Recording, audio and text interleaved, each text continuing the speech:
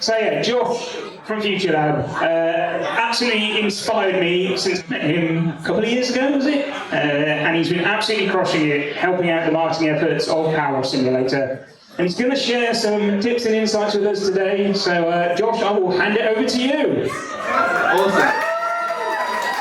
Hey everyone, everyone's seen the first slide, so I think it'll end there, right? So yeah, I'll be looking at a bit of a chaotic mashup of things, but taking through a lens of content creators, and skipped ahead there, too many. So yeah, I'm just going to give some insights into how Simulator's marketing campaign and what went right, in my opinion. Give some analysis of emerging social media trends and community strategies, and generally being unhinged, I think, is where we'll be going. And a bit of a twist in that we'll be looking at how to learn from content creators in marketing, both because I used to be a content creator, and also because they are often at the cutting edge. So yeah, PowerWash Simulator, what is it? It's a satisfying and soothing first-person spray game. It had an itch.io demo in 2020, which sort of was on the edge of coronavirus, and was something I think a lot of people enjoyed. It was free. It came out in Steam Early Access in May 2021, and I joined not too long before that. And console launched in 2022. There's been over 7 million players so far, and so far we've released Tomb Raider, Final Fantasy, SpongeBob SquarePants DLC in 2023, so we've been super busy. And there's lots more to come. And who am I? So yes, I did used to be a YouTuber. At one point this was my biggest achievement in life, getting a silver play button, but now it just collects dust on my cupboard. But I had an amazing time. I was a full-time YouTuber for 5 years. But I honestly had burnout, to be completely honest with everybody, and I was lucky to get a job at Team 17 as a community manager. And then in 2021 I joined FuturLab, primarily on PowerWash Simulator, which we're talking about today. And I've moved around a bit, and actually I'm a marketing manager, so I've slightly moved away from the community, so this is all a lie. No, it's not. So it's worth pointing out, when I talk about PowerWash Simulator's marketing campaign, that it wasn't me, just me. I think one of the biggest things that we had very early on was a marketing artist. We're a small but mighty feature marketing team, and I want to point out that Christina, our marketing artist, has done an amazing job, and I'll touch more on what she's done for the marketing campaign and the brand identity, and why I think that's so important for establishing an indie game and why it worked for PowerWash Simulator.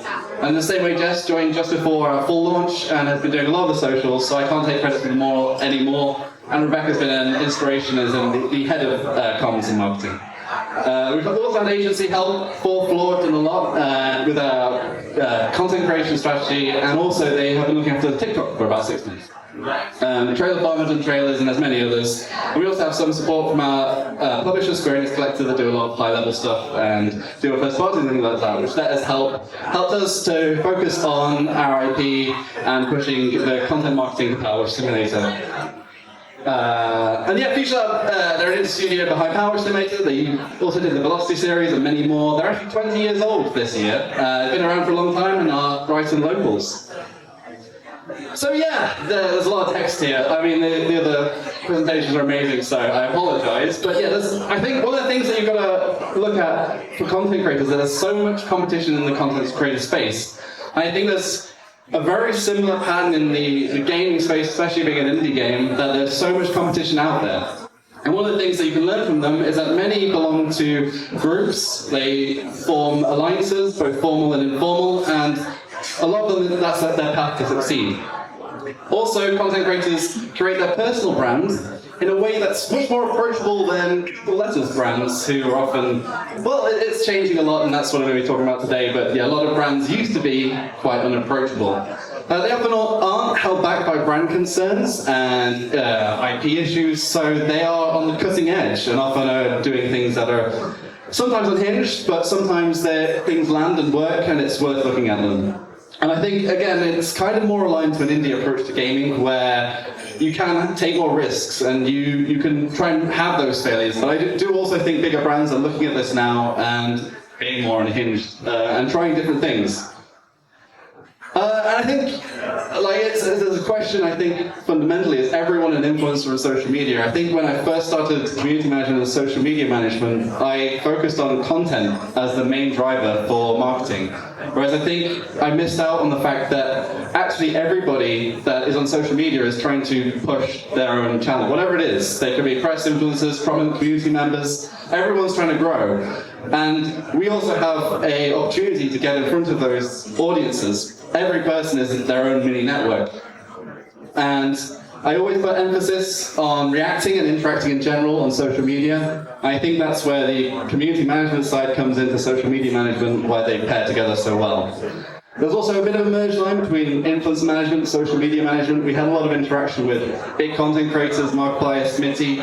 Often it was off-the-cuff jokes on social media, but we got very big coverage and exposure, and then eventually the goodwill helped us get coverage too.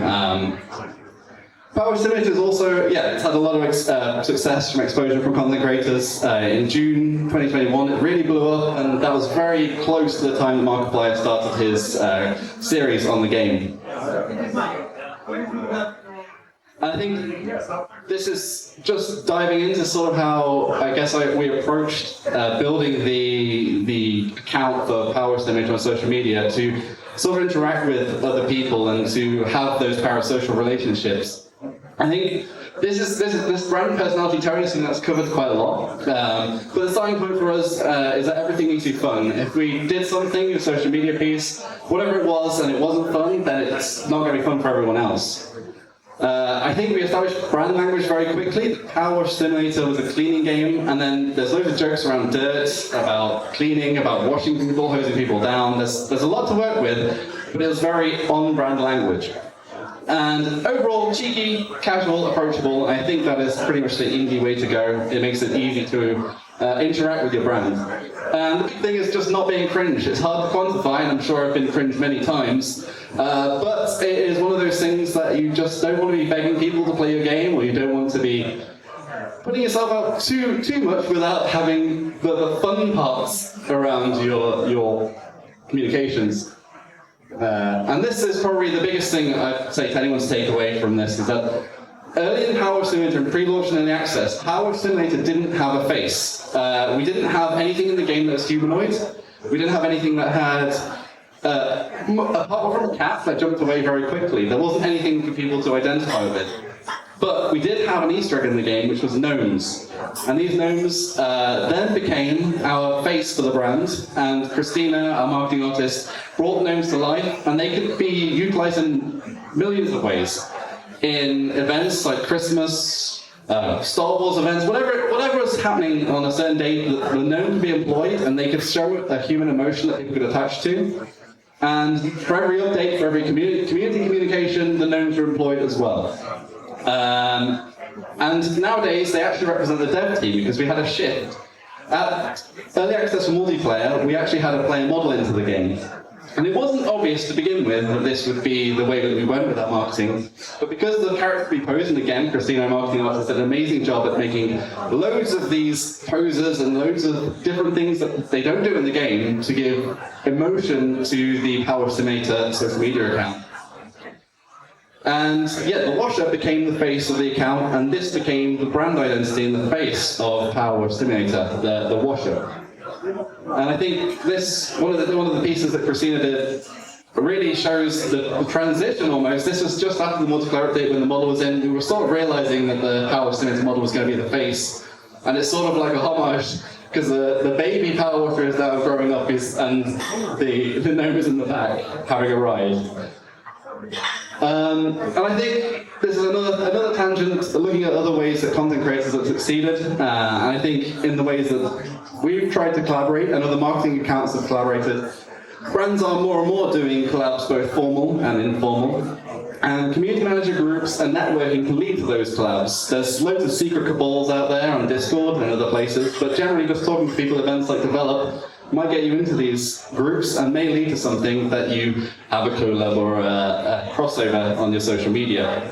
And I think, to be honest though, the majority of PowerWash Simulator collabs have just happened off the cuff, and we've just gone for it.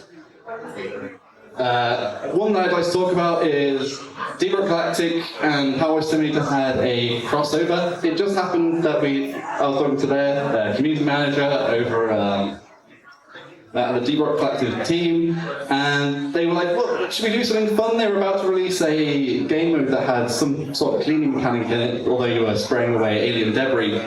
And we both were ripping back and forth on our ideas, and landed on the fact that there'd be almost like a mini war between our accounts, and we'd take over each other's channels for a little while. The Deep Rock devs put in a gnome in the game that you could slap. Christina made an art where the gnome had taken over and pretty much enslaved all of the dwarves from Deep Rock Galactic to do washing. And there was a back and forth for a whole day, and the result of that was both really big social interaction, us getting following, and also I think for us personally getting the Deep Rock community and vice versa for them to see our game and a cross-section into a market I guess we hadn't really been into before. And I think it went well because it was fun, and everybody that saw it also enjoyed it and thought it was fun. Whatever this is, so I just thought I'd do a look at this. So, credit to Josie Fletcher, also known as Knight Sinclair, social media of Call the Lamb. And just to put this in the context of why I want to talk about this is that the brand image of Call the Lamb is pretty unhinged itself, and I think it works almost that it's so shocking, but actually it does relate back to the game because it has that sort of all the stuff related to the cult and the elements are in there. But I want to move on to our reaction to that because it all happened around Valentine's Day, so it was sort of a campaign that tied into romance and the seasonal event. Our twist was sort of in our own brand tone, to keep it clean, wash away other lusty brands, which again, it's got a fun teasing angle, but it keeps true to the PowerWash Simulator brand, and I can't say that enough. And it did really well. Got loads of interaction and a cross-section of lots of different games communities. And lots more eyes and exposure. And I think everything I'm talking about today is about awareness and exposure. So, that's it from me. A very quick run. I know that everybody probably wants to eat at the moment, or is eating. But yeah, content creators can have a lot of transferable skills for hiring managers out there. There's a lot of pressure, and I think, especially just to give context to what I was doing when I was a content creator, I was working primarily on single games, so PlanetSide 2 first, then Paladins. And I was almost not a community manager in my own right, but I was doing a lot of what a community manager would do, or a social media manager. So, you know, it's worth checking them out, or if you are hiring for a community manager or a social media manager, keeping them in mind. And yeah, the biggest thing is that with PowerWash Simulator, we focused on the brand identity of the account and building a face for PowerWash Simulator. But saying that, everything might change. There might be a social media apocalypse, and we've already seen with Threads and Twitter, everything can change in moments, and it is really the Wild West out there. So good luck.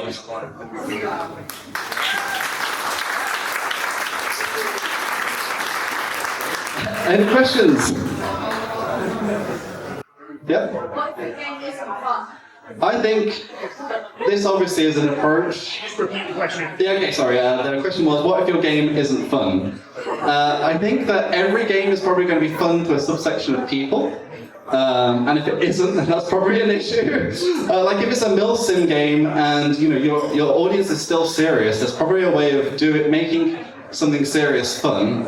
And I don't know the angle off the top of my head, but like, you know, like a drill sergeant, and you could take the angle of running with a drill sergeant, berating your players. I don't know what it could be, but I think there's always an angle that you could take, even if your game is serious or too serious, and there's always a way to turn that around and make it fun for a social media audience or an audience in general. But yeah, I think this approach definitely works better for. I think PowerWash Simulator has a story in the game, and it has characters in the game, and I think it's probably a scale of how easy it is to market a game in this way, building a brand identity around it by what characters you have in it. Like, for example, Call to the Lamb is very instantly acknowledgeable that you've got these protagonists and characters that you can play off. But there's always a way. Yep. The content creator, are you finding a direct correlation with how many followers they have conversion you have? You mean in influencer campaigns? I think, to be honest, I can't talk about that exactly because our agencies have been doing a lot of that for a while, but from my experience, it isn't always just follow account that counts. And you have to look at like a load of things, like are they related to the genre of game that you're putting out? What is their following like? And like their follower count might not necessarily correlate with how many views they get at every video. Yeah, I think there's quite a few things to factor in. I'd always say getting somebody, a specialist in to look at influencers is always a good idea if you can. If not, just look at constant viewer base and look at what are the games they've covered already and whether they correlate with the genre of game that you're working on. There's a tool called Selenium that's really good on Twitch, and you can look at a video game and look at the top creators of that video game, and it's a good way of looking at, if I've got a simulator game for example, have they played other simulator games? Yeah? So you talked about doing this kind of like fun, crossover, that kind of stuff, which gets your eyeballs outside of your community. Do you have an approach to the follow-up to funnel those new eyeballs into actually playing the game? Yeah, I think, to be honest, a lot of it is about exposure, and I think a lot of it is about consistency and keeping that consistency of brand tone and always staying true to the way your account is ran.